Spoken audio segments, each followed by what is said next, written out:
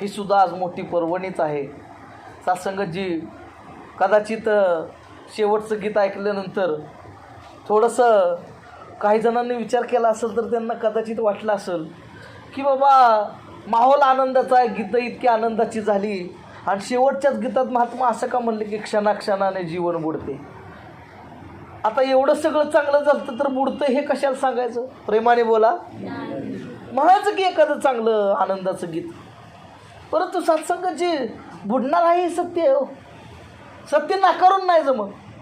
काही दिवसांपूर्वी एक चांगलं पुस्तक वाचत होतं. त्या पुस्तकात एक वाक्य होतं, म्हणाले की खरं तर ज्यांनी ज्ञान घेतलं त्या दिवशी त्याचा गुरुचरणावर मृत्यूच झालेला असतो महाराज.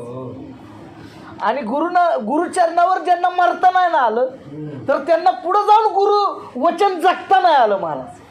आणि म्हणून सत्संगाची खऱ्या अर्थानं गुरुवचन जगायचं असेल तर गुरुचरणावर मरता आलं पाहिजे. आणि म्हणून सत्संगाची जितक्या वाटत्यात तितक्या साध्या सोप्या गोष्टी नाही आहेत. त्या जितक्या सुंदर प्रकारे आपण जितक्या अगदी ग्रँटेडली घेऊन या गोष्टी करायला लागलो तितकंही साधं नाही आहे. म्हणून सत्संगाची आता सत्याचे अर्थसुद्धा अगदी व्यवस्थित आणि पारखून समजून घेणं काळाची गरज आहे महाराज. जर सत्याच्याही इथं समजून घेताना गपलत झाली ना तर हाताशी काय लागणार नाही. अगदी जाणीवपूर्वक बोलतोय, प्रेमाने बोला. म्हणून सत्यसुद्धा सत्संगाची अगदी निरखून आणि पारखून घ्यावं. आपले आदर्श बनवताना आपण एखाद्याला फॉलो करतो, आपण एखाद्याला ऐकतो, त्यालासुद्धा सत्संगाची ऐकत असताना, त्यालासुद्धा समजून घेत असताना सत्याची समज आणि सत्याची खोली आणि अनुभूतीला महत्त्व देणं गरजेचं आहे. परमार्थात नुसतं अनुकरण केलं ना तर सत्संगाची गपलत होईल आणि घोळ होईल. आणि मग सत्संगाची फक्त वेळ वाया जाईल. अहो, आपल्याला टाळकुटी पिढी घडवायची नाही. हो, आले एकत्रच मग बडवायला लागले, ढोलकीन वाजवायला लागले टाळ. अहो, आपल्याला माणसं घडवायची आहेत महाराज. आपली पिढी घडायला पाहिजे महाराज. आपल्यातलं भक्त पण जागा व्हायला पाहिजे महाराज. आपल्यातली निष्ठा जागी व्हायला पाहिजे महाराज. आपल्यात गुरुच्या ज्ञानाचा अंकुर फुटायला लागला पाहिजे महाराज. आणि जर तो फुटला नाही, आपल्यात ज्ञान रुजलं नाही तर मग सत्संगाची या सगळ्या बैठकांना, या सगळ्या मैफिलींना करायचं काय? आणि मग सत्संगाची सत्य राहतं कोसो दूर.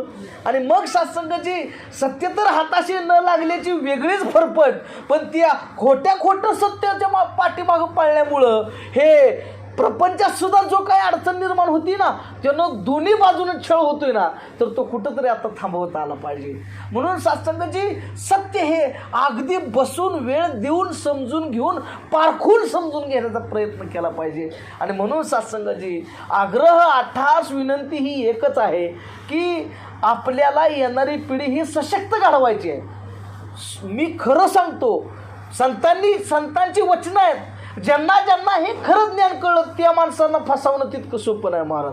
कारण तो सत्य जाणलेला माणूस आहे, तो चेतन माणूस आहे, तो जागा झालेला माणूस आहे. आणि म्हणून त्याला माहीत आहे, त्याला या जगाचं सत्य कळलेलं आहे. आणि म्हणून ज्ञानाचे अर्थ तुम्हाला लागले पाहिजेत. आणि ही इंडिव्हिज्युअल जर्नी आहे. म्हणजे नवऱ्यानं केलं म्हणून बायकोला मिळतं अशातला भाग नाही हा महाराज. बायकोच्या उद्धारासाठी स्वतःलाच करावं लागेल. नवऱ्यानं नवऱ्याच्या उद्धारासाठी स्वतःलाच करावं लागेल. मुलानं मुलाच्या उद्धारासाठी स्वतःलाच करावं लागेल. त्याच वेळेस तुमचा या ठिकाणी उद्धार होणार आहे. नाहीतर नुसतं गोड बोलल्यानं, गुडीच्या गप्पा हाणल्यानं, महाराज तुम्ही किती चांगली सेवा करताय, लयच भारी गीत गाताय आणि लयच मस्त विचार सांगताय, यानं कुणालाही काही मिळणार नाही. तुमच्या अंतरंगाला आज एक प्रश्न विचारला पाहिजे, मला खरंच हे सत्य कळालंय का आणि याच्या प्रती माझी ओढ आहे का? याच्या प्रती आपली ओढ असायला पाहिजे. हे जाणून घेण्याची जाणीव आपल्याला पाहिजे. आणि म्हणून सत्संगाची मिळालेली नाती ही गुरुच्याच कृपेने मिळालेली असतात. मिळालेली असतात. त्याची आपण कदर करायची असते. नवऱ्याचं मोल बायकोनं समजून घ्यायचं आणि बायकोचं महत्त्व नवऱ्यानं समजून घ्यायचं, तेव्हा संसार चालतो. दोघांची एकमेकांना गरज आहे. लग्न झालेल्या प्रत्येक माणसाला इथं माहीत आहे मनोजींच्या मिसेसची आवश्यकता आहे. आणि मनोजींच्या मिसेसला सुद्धा हे माहीत पाहिजे की आपला नवरा दिवसभर कष्ट आपल्यासाठी करतो, त्यावेळेस आपलं घर चालतं. आणि मनोजींच्या सुद्धा हे लक्षात पाहिजे की घर सांभाळणारी आणि मुलांना मोठं करणारी सुद्धा तीच आहे. म्हणून आज आपण कामावर जातोय ना, सत्संगाचा आनंद घेतोय. दोघांची जबाबदारी समजून घ्यावी, दोघांनी एकत्र यावं आणि आपलं लक्ष हे असावं की आज आपला घर प्रपंच आणि मुलं सांभाळत असताना आज आपलं वैयक्तिक लक्ष अध्यात्म आहे, उद्धार करून घेणं आहे, ती जमलं पाहिजे महाराज. आणि दोन माणसं एका विचाराने एकत्र आली, त्यांचं चांगलं सूर जुळलं आणि त्यांनी ठरवलं की आज आपल्याला गुरुभक्तीच्या मार्गानं जगायचं आहे. अहो, तुम्ही संसाराचा स्वर्ग करू शकता. गुरुच्या वचनात ताकद आहे. फक्त कळलं पाहिजे महाराज, जाणून घेतलं पाहिजे महाराज, हे समजून घेतलं पाहिजे महाराज. एकमेकाचं मोल करायला शिका. कारणाशिवाय माणसं एकत्र येत नाहीत महाराज. कुणाला कमी लेखू नका. अरे बाबा, कुठल्याही परिस्थितीत बायको तुझ्यासोबत राहती, तुला तिनं साथ दिलेली आहे. तुझ्या परिस्थितीला तिनं नाकारलेलं नाही, तर तिनं तुझ्यासोबत खंबीरपणे प्रत्येक प्रसंगाला तोंड दिलेलं आहे. बायकोचं महत्त्व कधी कमी होणार नाही. आणि बायकोनं सुद्धा हे समजून घेतलं पाहिजे, कसा का असं ना पण नवऱ्यानं जे काय कष्ट केलं आहे ते आपल्यासाठी ना आपल्या पोरांसाठीच केलेलं आहे. ही घर कुणाचं आहे, ही मुलं कुणाची आहे ती. अरे, हा संसार कुणी एकाचा नाही आहे, तर हा संसार आपला आहे असं म्हणलं की संसार सुखाचा झालाच म्हणून समजा. भांडणं होणार ना, इकडं तिकडं थोडं मोडं होणार ना, भांड्याला भांडं लागणार ना. सगळ्यांच्या घरी मातीचे चुले द्या, कारण संस्कार वेगळे, आचार वेगळा, तुमचा व्यवहार वेगळा, तुम्ही बाहेर जाता, समाजात वागता, सगळीकडे हे चाललं ना. सगळीकडे सगळं सारखं नसतं. पण अध्यात्म काय म्हणतं, तुम्ही बाहेर किती जरी वेगवेगळ्या संस्कारात वाढलेले असाल तरी सुद्धा अरे एकत्रित आल्यानंतर एकमेकांना समजून घ्या आणि हे जाणून घ्या. भले नसेल त्यांना कळलं, आपण समजून सांगू. आणि त्यांना सुद्धा म्हणलं पाहिजे, आले असतील दमून, आपण थोडी माघार घेऊ. आणि म्हणून सत्संगजी, चांगला संसार करण्याचं उत्तम कसब हे अध्यात्म शिकवतं महाराज. जी माणसं चांगली झाली, माणूस होणं, चांगला माणूस होणं. बाबाजी म्हणाले की अच्छी गृहस्थी मेरा मिशन है. हे बाबाजींचं स्वप्न आहे महाराज. आज ही जी काय सेवा मिळालेली आहे, आज तुम्हाला बायको सांभाळायला मिळाली, ही सेवा आहे ना. मुलं जन्माला आली, तुम्हाला ही सेवाच मिळालेली आहे. सेवाच म्हणून करा. पण जर तुम्ही वेगळ्या अर्थानं करायला लागला तर त्याचा त्रास निश्चित होणार आहे. मग तुम्हाला वाटणार आहे की काहीतरी वजा आहे, काहीतरी जबाबदारी आहे, कसं व्हायचं, मग काय करायचं. चिंतेनं वाकलेली मनं कळतात बरं का, कुठं जरी गेलं तरी.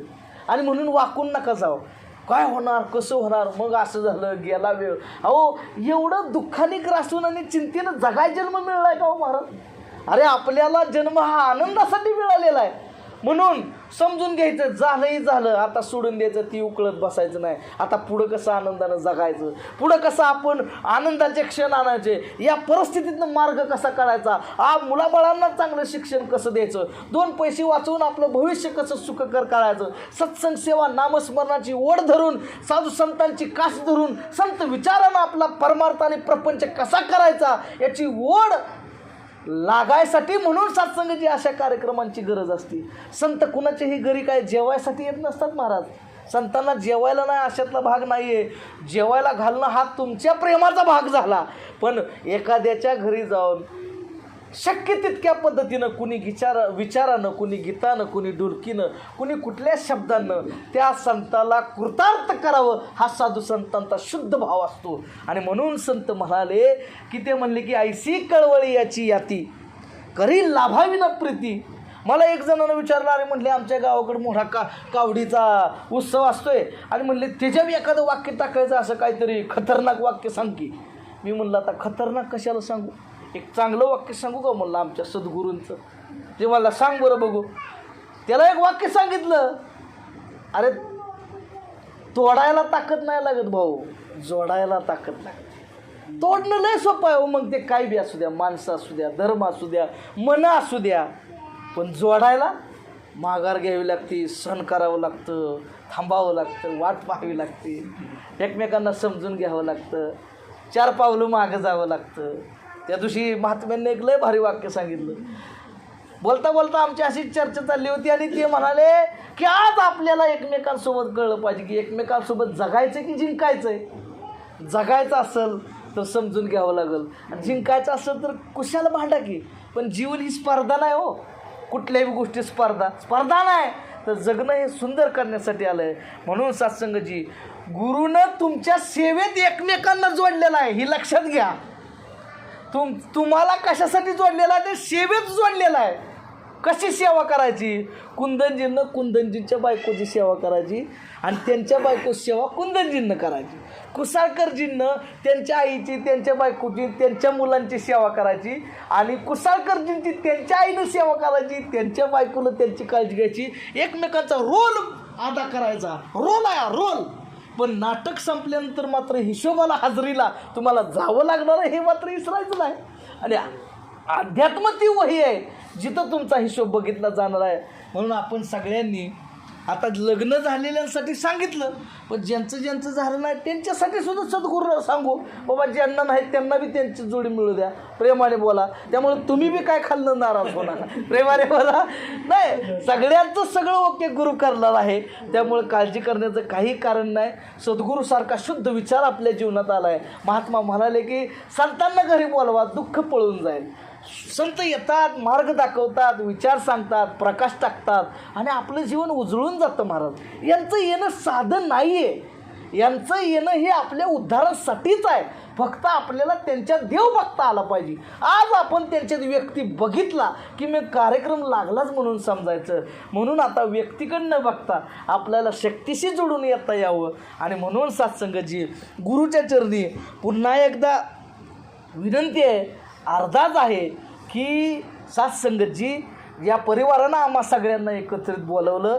या परिवारात येऊन आम्हाला तुझी जाणीव झाली, तुझी आठवण झाली, जगण्याची कसब तुम्ही आम्हाला समजून सांगितली. त्याबद्दल गुरुरावा आम्ही तुमचे अखंड आभारीच आहोत. परंतु ज्या परिवारानं बोलावलं तर या परिवारासाठी आम्ही सर्वजण तुमच्या चरणी अरदास करतोय, प्रार्थना करतोय. या परिवारामध्ये प्रेम, नम्रता, दया, क्षमा, शांतीचं दान असावं. या परिवाराला तनमनधनाची सगळी सुख प्राप्त व्हावी. या परिवाराला साधू संतांचा संघ आणि त्यांची सेवा नित्य प्राप्त होत राहावी. आणि इथं जमलेल्या समस्त साधू संतांना मनात एक गाणं आलं, नजर पडली कोकणीजींवर, नजर पडली प्रकाशजींवर, नजर पडली चव्हाणजींवर, नजर पडली गणेशजींवर, नजर पडली इथं उपस्थित असलेल्या संतांवर. आणि असं वाटलं की सुखी ठेव बाबा ही संत मंडळी. अरे कोण कुणाच्या घरी महाराज आवाज द्यायला लागलो, कोण कुणाच्या घरी जाऊन समजून सांगायला लागलो, कुणाला कुणाच्या घराची पडली हो. प्रत्येकाला आपापलं पडलंय महाराज, प्रत्येकाला स्वतःचं पडलंय महाराज. म्हणून मगाशी सांगितलं की अरे बाहेर ना महाराज अवकात बघूनच नमस्कार केला जातो, पण गुरुनं आज आपल्यावर लाख उपकार केल्यात. झोकून बघायचं अंतरंगात आणि आपली काय अवकात आहे त्यावेळेस लक्षात येईल. जगाच्या बाजारात आपण शून्य आहे, पण गुरुनं आपल्यासमोर एक लावल्यामुळं आज आपल्याला किंमत आली. आज बाप म्हणून आपण व्यवस्थित वागायला लागलो आहे, नवरा म्हणून आज आपण व्यवस्थित वागायला लागलो आहे, एक मित्र म्हणून, एक सखा म्हणून, एक भाऊ म्हणून, एक मुलगा म्हणून वागण्याची कृपा गुरुनं केलेली आहे. म्हणून तळमळीनं गुरुच्या चरणी प्रार्थना आहे, सुखी ठेव बाबा ही संत मंडळी, सुखी ठेव बाबा ही संत मंडळी. गुरुचरणावर आलेल्या प्रत्येक एका साधू संत महात्म्यांना ते दान द्यावं, दे जगण्यासाठी आणि तुझं कार्य उत्साहानं करण्यासाठी त्यांना हुरूप यावं. ते सगळं दे. त्यांना कुणालाही काहीही मागण्याची, लाचार होण्याची वेळ त्यांच्यावर येऊ देऊ नको आणि त्यांच्याकडूनच सेवा घडावी इतकं त्यांना दे. म्हणून सत्संगजी आपल्या सगळ्यांच्या सुखाची कामना गुरुच्या चरणी करून हे सत्य आपल्याला कळावं म्हणून सत्संगजी सशक्त पिढी घडावी याचं दान मागून आशीर्वादाच्या कुबड्या घेऊन जगण्यापेक्षा बुद्ध म्हणाला की आत्ता दिप्पो भव, तूच तुझा प्रकाश हो. सत्य जाणून माणसांनी प्रेरित होऊन स्वतःच्या प्रकाशानं जगावं आणि जसं जमल तसं. आज गुरुचीच कृपा म्हणावी लागेल. आज आम्हाला कुठल्या तरी परिवारात बोलवून सत्याबद्दल बोलण्याची निदान योग्यता तरी गुरुनं दिली, म्हणजे गुरुच्या कामाचं गुरुनं ठेवलं आहे. ही सत्संगजी ही सुद्धा भली मोठी कृपा आहे. म्हणून तुमच्या साधू संतांचा संघ हा नित्यनैमित्तिक पद्धतीने मिळत राहावा. वचनामधून काय चुकलं असेल, छोट्या तोंडी मोठा घास घेतला असेल तर तुम्ही सर्वांनी अधिकारानं दासला क्षमा करावी.